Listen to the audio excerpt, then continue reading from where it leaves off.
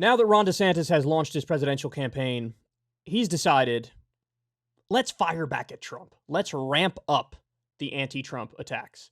So it's getting interesting, man. It's getting interesting. So DeSantis did an interview with his number one cheerleader, Ben Shapiro. And he basically spends the entire time here going after Trump. And, of course, Shapiro tees him up because Shapiro wants to see DeSantis take down Trump. Now, this isn't the only forum that he's gone after Trump in. We'll get to some more in a little bit. But he has a number of arguments that he's using here that I find very interesting. So let's dive into it. Place him, but standing in your way is a formidable rival. Former President Trump is the first Republican candidate to declare.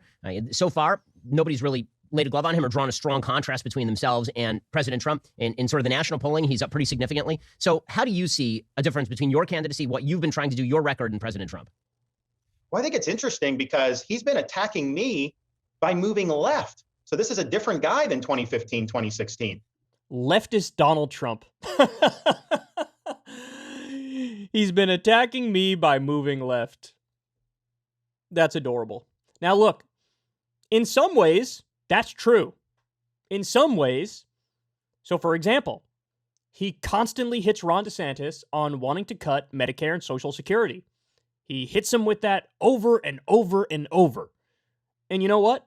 Poll came out recently, 75% of the Republican base agrees with Trump on that. So you can say, oh, he's hit me by moving left. But number one, he's actually always said these things. And number two, the base is with him. Okay? So you can already see the beginning of Ron DeSantis' strategy. It's very similar to oftentimes what we see in left-wing media. It's this, I'm holier than thou. I'm more pure than thou. You're now seeing that in the Republican primary where Ron DeSantis is like, I'm more right-wing than thou. I'm more pure than thou. You're going to find out in a little bit, Ron. This is poisoned internet brain stuff. This is your brain has been melted online. Because I got news for you, bro. Nobody cares. Nobody gives a fuck. Nobody cares. He's hitting me from the left. And you know what? If Trump came out tomorrow and repeated over and over, I'm going to get everybody health care. We're going to do universal health care, single payer, Medicare for all. We're going to copy Bernie Sanders' program. You know what his hardcore supporters would be like? Yeah, woo, woo, woo. Because it's not ideological in most instances when it comes to these people. You could argue there's some semblance of ideological concerns, but it's not nearly as much as you think it is. Which, by the way, unfortunately is also the case in Democratic primaries, right? Because every poll showed in the last Democratic primary, the American people or the Democratic primary voters said, we agree with Bernie Sanders on policy over Joe Biden. Every poll said that on all the issues. But you know what? They still picked Joe Biden. Why? Because for them, the main concern was electability. For Republicans, the polling shows they just kind of go where their heart is. It's more about where their heart is than anything else. So it's a vibes-based primary. So Ron is about to get a rude awakening here. Now, look, I paused it quickly, but I want to listen to the rest of his argument, and then we'll break it down. You've been trying to do your record in President Trump. Well, I think it's interesting because he's been attacking me by moving left. So this is a different guy than 2015, 2016. He attacked me for opposing an amnesty bill in the Congress. He did support this amnesty, this good lad too. I don't remember what he's talking about. Did Trump attack DeSantis for opposing an amnesty bill? Seems like he's putting a little bit of spin on that because I don't know what he's talking about, and I follow this stuff very, very closely. And illegal aliens he wanted to amnesty. I opposed it because that's what America First principles dictate, that you're opposed to amnesty. He also attacked me for voting against an omnibus spending bill that was bloated, full of pork, and that racked up huge amount of debt for this country. Yes, I voted against the omnibus. He signed every omnibus that was put on his desk. And so I think it's odd that he's doubling down on those positions because those were instances in which his actions did not match his campaign rhetoric. And I also think just the difference between 2015 and 16 and now is I, as chief executive of Florida, and he as chief executive of the United States, we both faced COVID-19. And we both responded in the way we did. He responded by elevating Anthony Fauci and really turning the reins over to Dr. Fauci. And I think to terrible consequences for the United States. I was the leader in this country in fighting back against Fauci. We bucked him every step of the way, starting in April of 2020, whether it's the schools, the businesses, the mandates, and our state has never done better as a result. We're number one in migration, number one for growth, and we continue to see great things happen. But it required me to cut against the grain. It required me to know that every decision I made was going to be met with opposition from the media and from the left. But you do what's right and you don't let them cow you. And so I think Fauci should have been fired. And I think the fact that Donald Trump gave Anthony Fauci a presidential commendation on Trump's last day in office, that was a gut punch to millions of people around this country who were harmed by Fauci's lockdowns. I think this is one of his better arguments against Trump that has a chance of gaining him a little more support in the Republican primary. I do, because there is a very visceral disdain for Anthony Fauci among the Republican base and beyond that, honestly. And I mean, kind of understandably, right? I mean, the guy made a bunch of horrible decisions, and he also was very arrogant and certain in his proclamations, and then only for 2 months later, the conventional wisdom to flip, and then he flips and doesn't even address that he's contradicting the thing he said previously, and they pretended they knew stuff that they didn't really know. And I mean, there's a whole litany of problems there.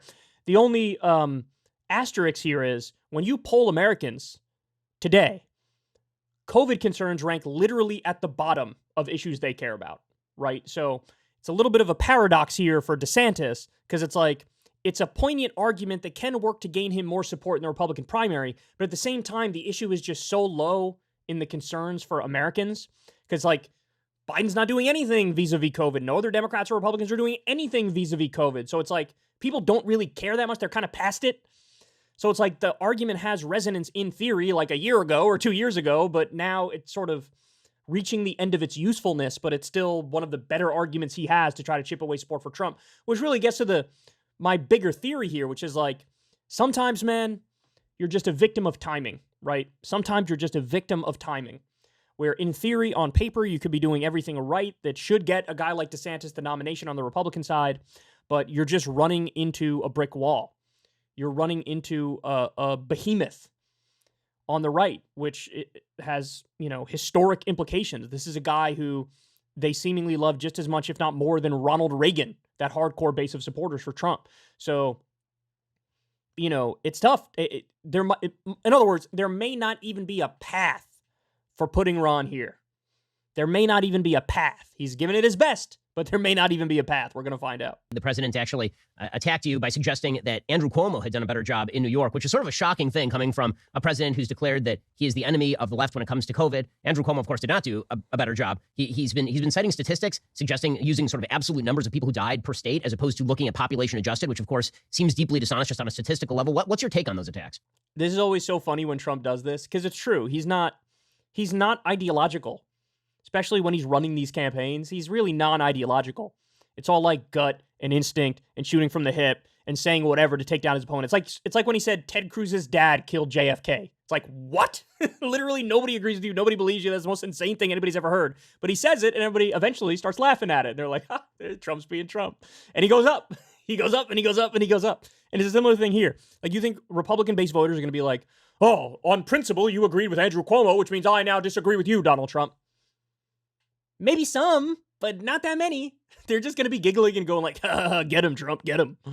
They're very bizarre. I mean, first of all, Florida had less excess mortality than California or New York. Part of that is because states like California had excess mortality derived from the lockdown policies, which is really, really avoidable mortality. But if he thinks Cuomo handled it better, that's an indication if something like this were to happen again, he would double down and do what he did in March of 2020. That was a difficult situation. We didn't have all the facts, and people can kind of understand, if you did things that may not have worked out. But we all have to sit here today in 2023, look back at March of 2020 and say Fauciism was wrong. Fauciism was destructive.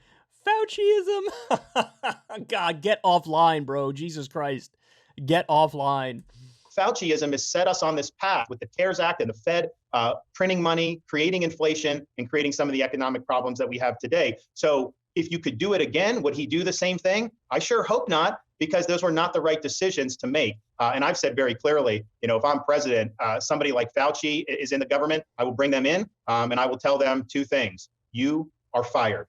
Blaming inflation on big government spending is a huge red flag, because as we all know now, even the media is admitting this. Oh, it turns out greedflation was the correct narrative. Turns out you had corporations who were exploiting and taking advantage of the inflation hysteria in the media to just jack up prices across the board to increase their profits. Now everybody acknowledges that's what it was. He's still blaming big government spending, which, by the way, factually incorrect, and also implies he wouldn't do anything to take on the corporations that are price gouging. All right, so Ben Shapiro, of course, had to squeeze an ad into a 13-minute video. 13-minute, and he's doing an ad where he reads it. Unbelievable. So let's jump ahead. Obviously, he speaks as a sort of law and order candidate, but we were all present for 2020, and the National Guard was not deployed despite massive rioting in America's major cities. You, as governor of Florida, actually took some pretty strong positions on crime, up to and including providing stipends for incoming police officers. Maybe you can talk about that a little bit. So the embedded criticism of Trump here is like he didn't deploy the National Guard in U.S. streets during the Black Lives Matter protests and riots. That's the criticism. Donald Trump is so weak. He should have not only deployed the National Guard, he should have invaded our own country. He should have sent SEAL Team 6 to the streets of Baltimore, bro. God, how quickly they turn into authoritarians is astonishing. Well, first of all, Florida's crime rate is at a 50-year low. That's just a fact. And it hit a 50-year low during my administration, but a lot of that is because local people, local government, local law enforcement done a good job. But it's hit a 50-year low while crime has been spiking in other places around the country. So we're counter trend for what's been happening in the United States. One of the main reasons families have moved to Florida since I've been governor is because of public safety, because they know we're a law and order state. So that's delusional to say that somehow Florida, has bad crime. And you can see that in the migration patterns. People are leaving high crime areas and they're coming here. When the Floyd riots were going on in Minneapolis, I called out the National Guard in Florida immediately. I had state law enforcement deployed. We work with our local partners. We said very clearly, you're not burning cities down here. We'll put a stop to it if it happens. And sure enough, it didn't end up happening. We've also enacted legislation to crack down on rioters with tougher penalties and to anti-First Amendment decisions that were struck down by the Supreme Court because it violates people's freedom of speech and free protest. So it's not just we're going after rioters, you're also going after the peaceful protesters.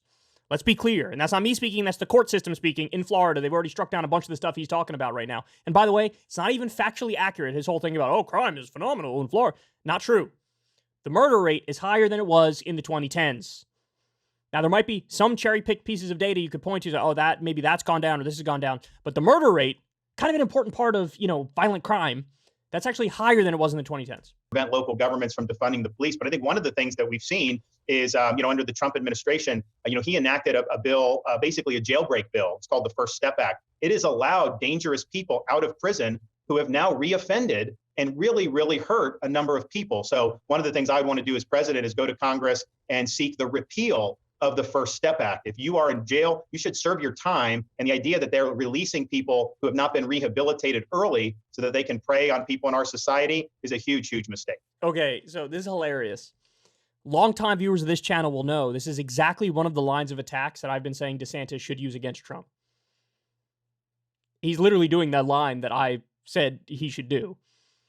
Hey, I'm tough on crime. Trump was weak on crime. He did the First Step Act. He freed criminals. In Florida, we lock criminals up. He's doing it. He's doing the thing, which genuinely makes me wonder, is there somebody on DeSantis' staff who's seen my stuff? And then they decided to go with this. Or am I giving myself way too much credit and this is just something that they were able to piece together on their own? But it's true. Like, on paper, in theory, this is a good line of attack for a Republican primary. But we run into the same problem that we had before, which is it really going to come down to the issues or is it going to be vibes-based, right? And by the way, just for the record, on the actual substance of this, I'm with Trump and not with DeSantis because I think the First Step Act was good. I think it was just a first step. But the idea it's like, these are all violent criminals. No, the whole point is that they're not really violent criminals. They're people who are in jail who shouldn't really be in jail because it's all about drugs or whatever. Anyway, let's continue. But that's amazing. He's using a line I said he should use, which is as good as he could possibly do, but he still might hit a brick wall because, again, Trump is a behemoth and it's all about vibes. This is one of the big questions that comes up in the presidential election, happened in 2020. I'm sure it'll happen again in 2024, is Donald Trump claims that the 2020 election was rigged. And this raises a question. Even if you believe that that's true, how do you plan to reverse that sort of thing? If you're worried that the voting rules have changed, how do you plan to actually win, given the fact that 2020 didn't go the way that Donald Trump wanted it to go? Well, you obviously, in the state of Florida, took a very different tack, and you can see the results. You can see a 20-point shift between 2018 and 2020. Can you talk about your sort of on-the-ground strategy and how that would be different from what President Trump did in 2020 running against the Democrats?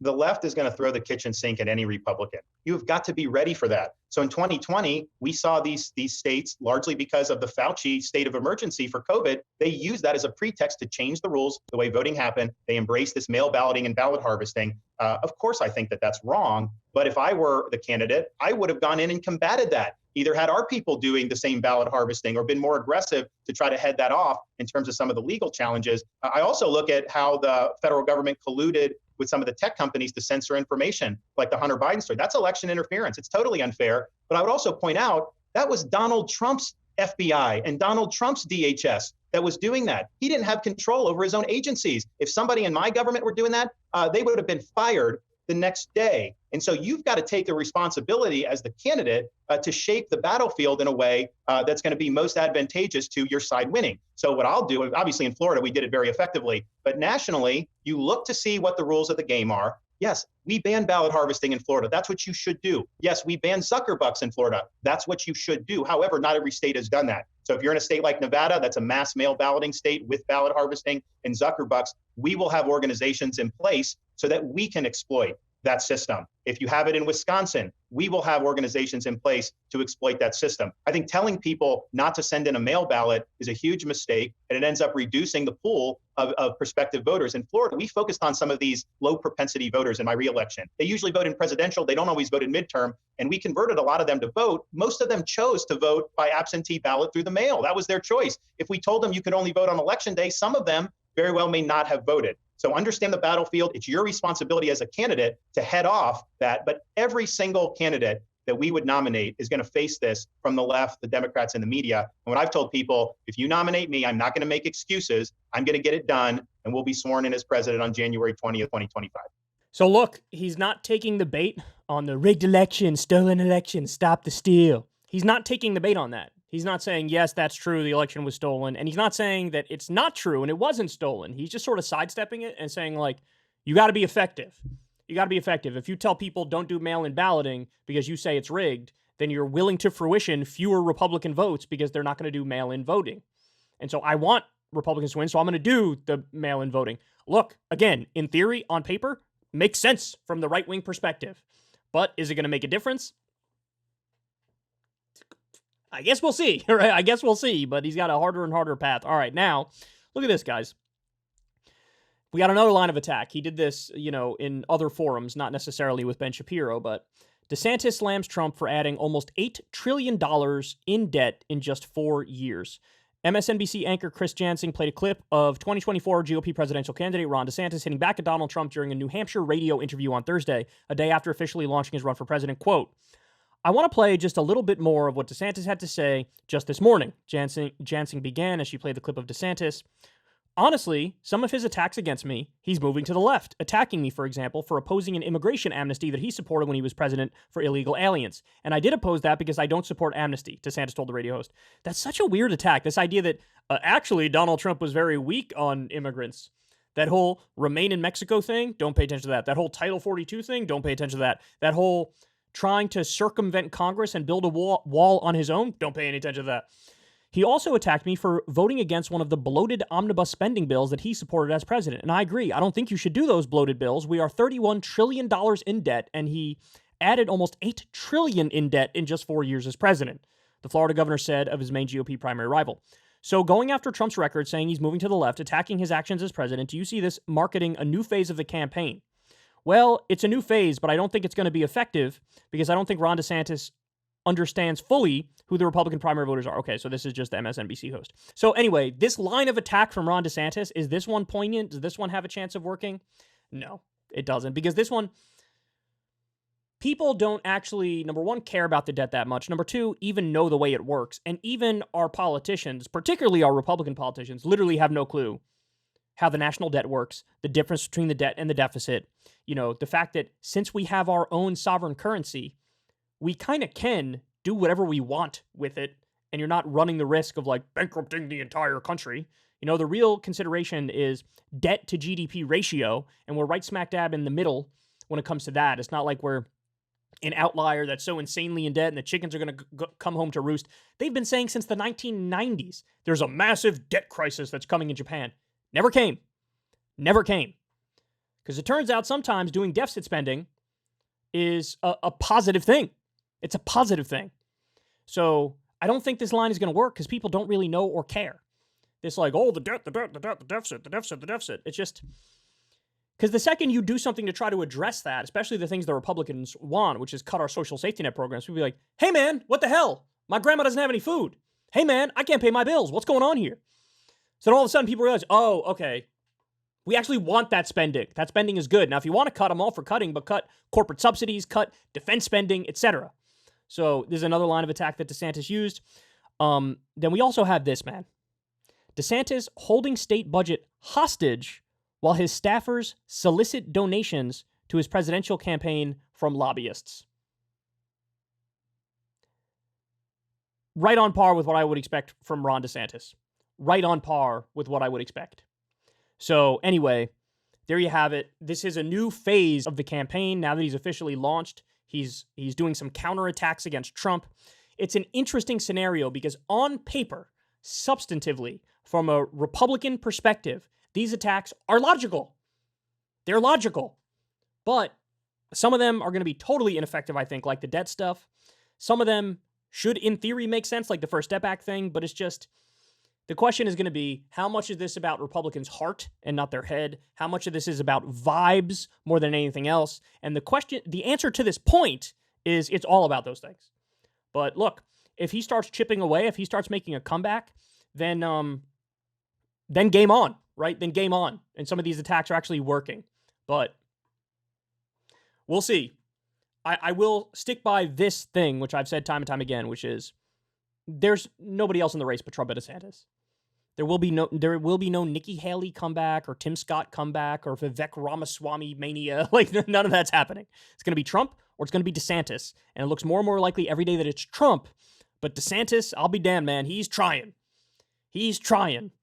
And honestly, I'll say this. It'll be impressive even if he finds a way to, like, bump up 5 points from where he is right now, which is at about 20%. Because low energy Jeb was never able to do it. Little Marco was never able to do it. You know, John Kasich, all these goofball Republicans who thought, like, I'll be the one. Good luck. So Trump's met his strongest match, but Trump might just have an absolute magical spell cast on the right-wing voters. We'll see. Hey, y'all, do me a favor and like and subscribe. It helps out big time in the algorithm. Click the bell as well for notifications when videos drop, and watch that video on screen right now. You know you want to.